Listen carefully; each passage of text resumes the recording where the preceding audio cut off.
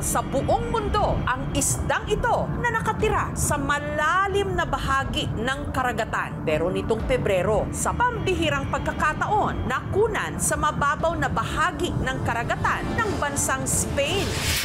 Itim na itim, parang may antena at meron pang pangil.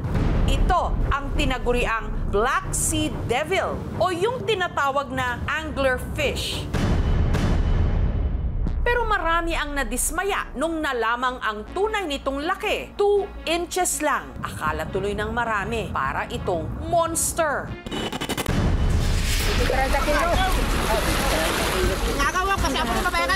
Malahalimaw na isda ba kamo? Sa barangay May Bato North, sa bayan ng San Jose, sa Antique.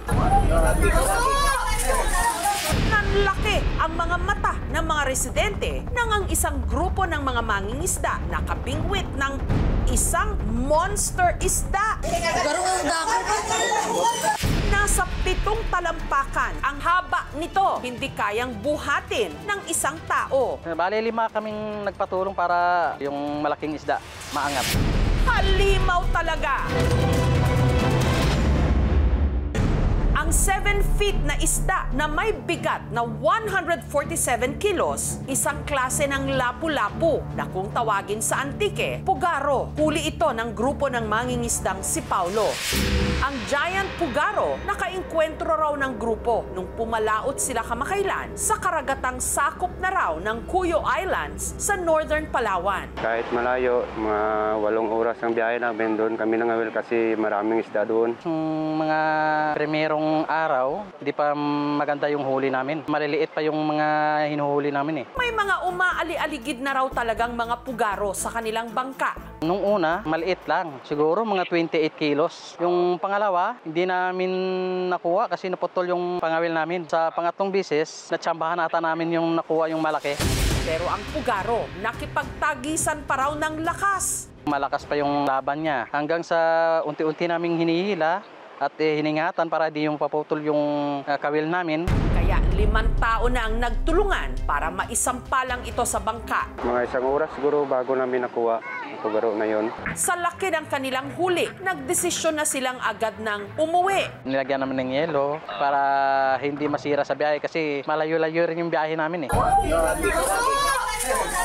Ang kanilang mga kabarangay hindi magkamayaw nung nakita ang uwi-uwi nilang giant isda. Nabigla lang po talaga na masaya kasi merong biyaya na dumating po dito. Maswerte yung mangingisda na kahuli kasi minsan lang yun sir at saka yung presyo mahal kasi sir kapag binibinta na sa palengke.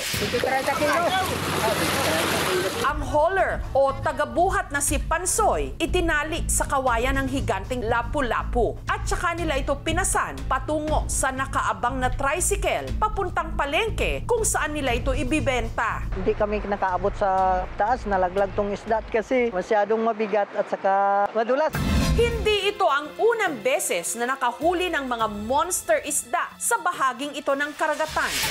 Oh my God! Ang laking lapu-lapu. Lord. Taong 2022, isang pugaro rin na mahigit 200 kilos ang bigat ang nahuli sa bayan ng Sebaste sa Antique. Nobyembre naman nitong nakaraang taon, isa ring giant lapu-lapu na 136 kilos ang bigat ang pinagpiestahan ng mga residente sa kalapit na bayan ng Libertad. Yung mga pugaro, kadalasan sila ay solitaryo at mahilig po silang manirahan sa kuweba or yung sasabi ko reef structures. May pagkataon na sila ay lumaki hanggang sa mga sobrang 100 kilos kasi hindi sila masyadong madali makuha.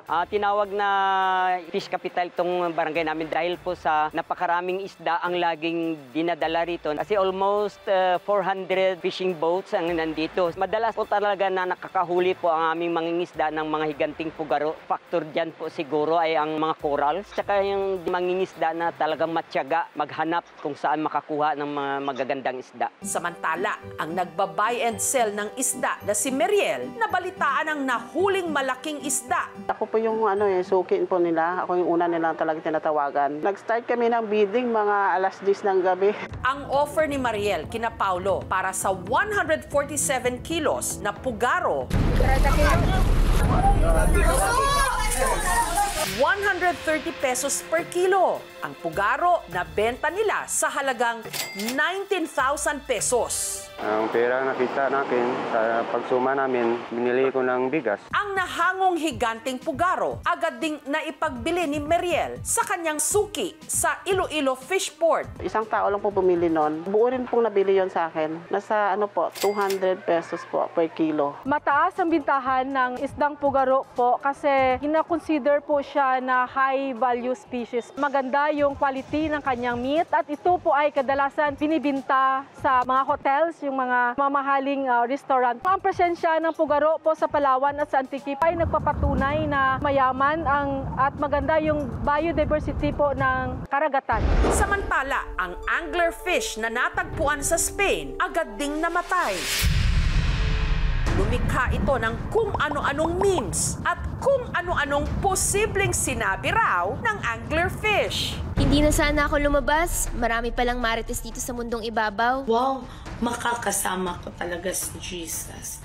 Wow, ang ganda pala ang langit. Ganon.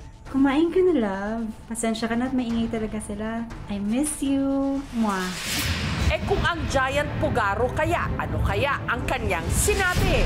Na sa mga nagsisikap may naghihintay na kahiganting blessing? Sinabi niya yon? Malamang hindi. Pero nagkatotoo yon sa mga mangingisda ng Antique.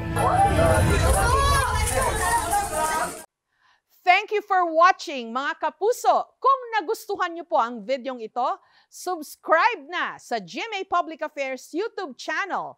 And don't forget to hit the bell button for our latest updates.